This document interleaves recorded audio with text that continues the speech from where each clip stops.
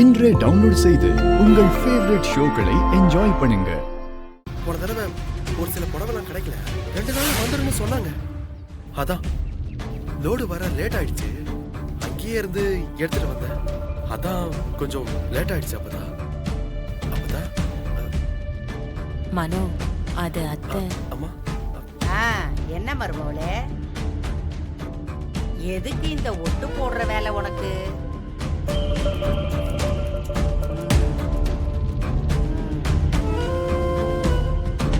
சரி, புடவை வாங்குறதுக்கு எந்த ஊர் போன?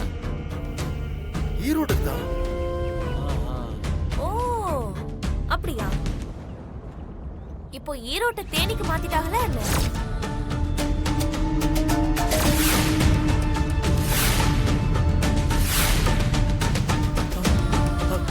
மதனி, என்ன மதனி, புரியல.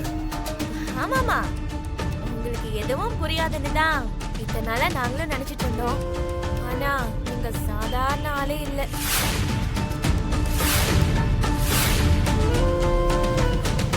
மதனி, இல்ல மதனி, நீங்க என்ன சொல்றீங்கன்னு ஒண்ணும் புரியல. ஓ, அப்படியாப்பா? தேவி, அத அவனுக்கு காட்டு.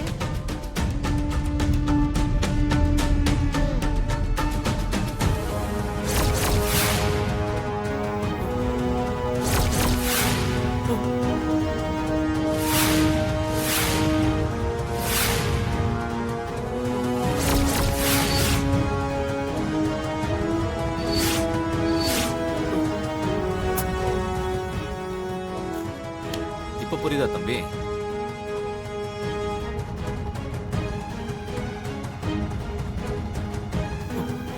அப்பதான் அது வந்து ஏய், திரும்பவும் போய் சொல்லி சமாளிக்கலான்னு பாக்குறியா? இல்ல அப்பதா, நான் என்ன சொல்றேன்னா, ஏய், இனி ஒரு வார்த்தை பேசின அரைஞ்சு போடுவேன். இத்தனை நாள் என்ன மீறி நீ ஒரு விஷயம் செஞ்சது கிடையாது. புதுசா ஒருத்தி வரான உடனே என் வார்த்தையை மீறி போகணும்னு தோணிடுச்சுல உனக்கு? இல்ல அப்பதா. பேசாத பேசாத. இந்த வீட்டுல அந்த ஜீவா பையன் தான் தருதலையா சுத்துறான். நீ நல்லா தானடா இருந்த.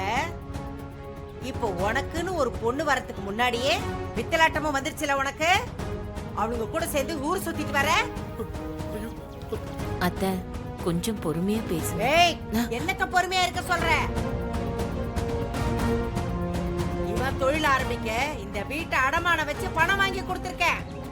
பெரியவனுக்கு கூட நான் எதுவும் செஞ்சதில்ல. நீ என்னடானா தொழிலை பார்க்காம அந்த குடும்பத்து கூட கோயில் குளம்னு சுத்திக்கிட்டு இருக்க? ஏண்டா, அவளுங்க என்னத்தடா அப்படி சொல்லி உனக்கு தூபம் போட்டிருக்காளுங்க?